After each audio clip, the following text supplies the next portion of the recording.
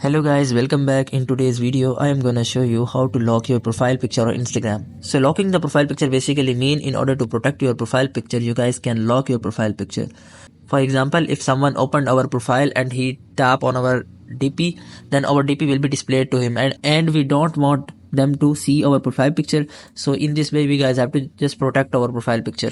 So in order to protect, you guys have to simply follow me. First of all, you guys have to simply open up your profile. So after opening up your profile, you guys have to simply tap on edit profile. In edit profile section, you guys have to simply tap on edit profile or avatar.